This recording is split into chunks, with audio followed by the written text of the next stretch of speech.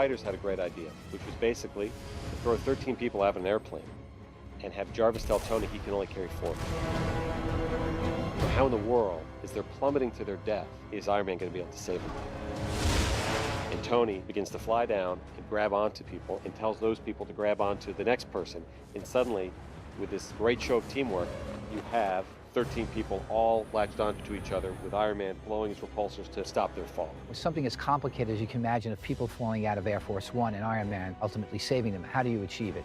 And your first approach is, let's do it on the green screen stage. We can hang the actors. We have a lot of control. But our second unit director came on board and said, I know the Red Bull skydiving team, let's do a test. I don't believe a lot of people thought it could be done practically. And I'm like, I know we can do this for real. I actually got a bunch of the skydivers that we're using, and we went out to the airport and spent 2 days jumping and doing some of the harder various bits of the sequence. It was so successful that we said, let's shoot it this way. And I was still skeptical, thinking, are we going to get all these shots? And we start building custom costumes with hidden parachutes. Jake Brake is the one who did that. He's been doing that since the very first Moonraker when James Bond jumped out of the airplane with no parachute. He spent about 2 months building all these hidden parachutes and testing them.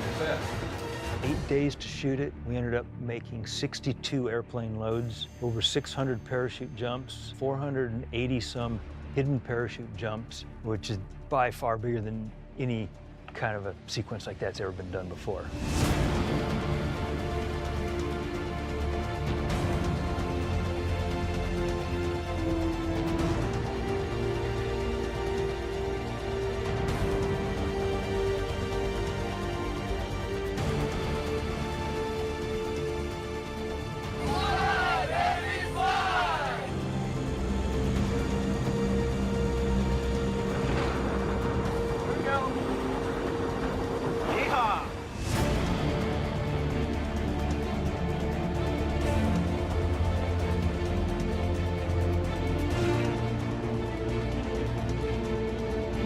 Watching dailies, it was truly terrifying. And seeing the cameraman point, from 10,000 feet in the air and you see the ground approach, it's phenomenal. Having Iron Man in that scene and 13 people falling adds such excitement because it's visceral. You feel that they are really in midair. You can't really achieve that anywhere else.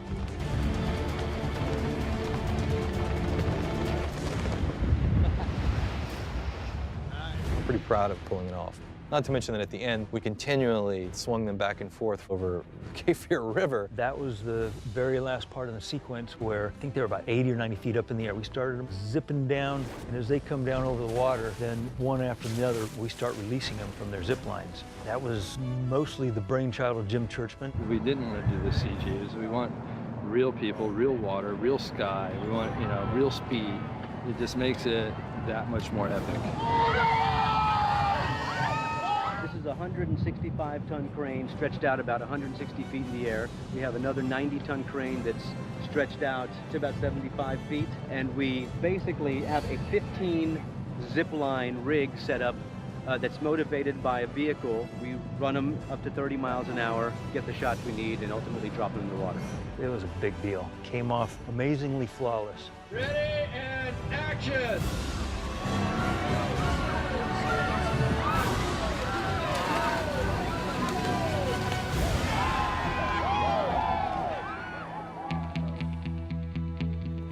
The challenge of these films from the visual effects point of view is just the sheer massivity of the amount of shots and how we go globally to make sure that we get all of this done within the time that we have. The technology is always being perfected and getting better. One of the key things with all visual effects is you want to make it spectacular and interesting, but you also want to try and make it as real as possible. I think what's really cool is that Iron Man has this heroic moment, but technically is super challenging. There's a certain way that you skydive to protect yourself and not just to dump.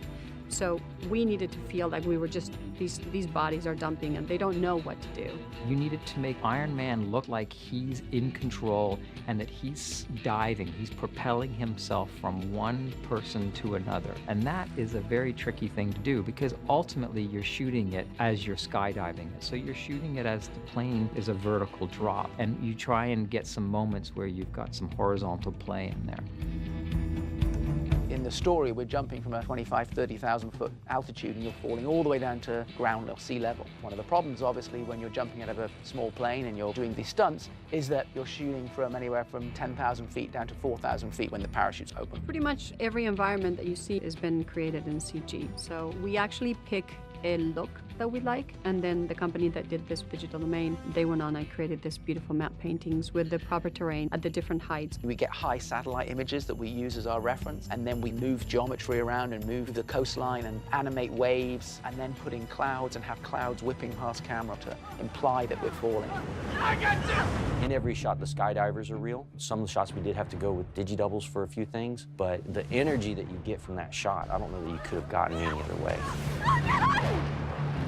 Here's the plate shot. They have their Iron Man stand-in and Heather. So we've got backpack and all kinds of issues that we have to work with. This is the shot. Not quite final, but where it's currently at. Getting Iron Man to stick to Heather was really, really challenging. They're moving and vibrating. The cameraman is moving and vibrating. The background is not moving nearly as much. At the beginning, we intended to use the real hand, but we found that we just couldn't get it to track right. So we ended up just going with a full CG hand and sleeve. And then here you go back into the real plate.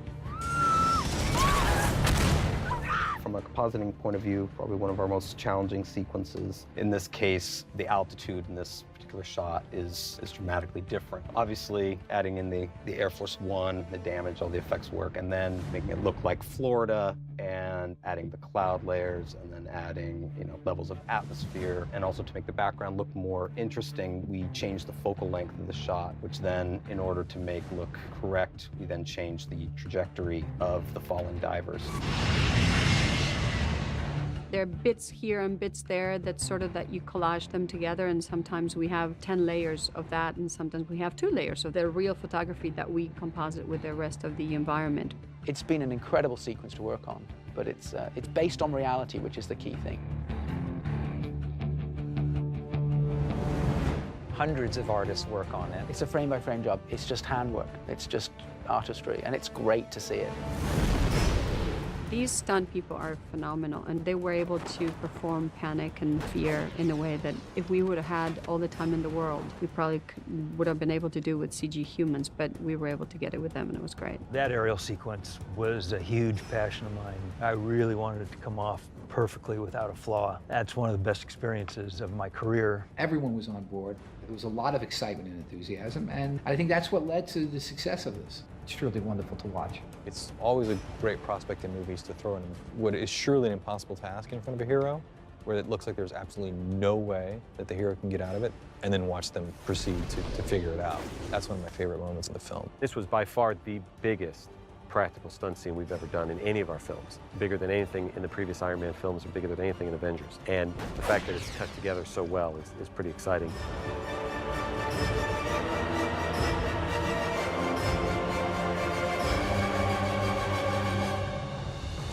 All right, Jarvis, but it's only half done. We still gotta get...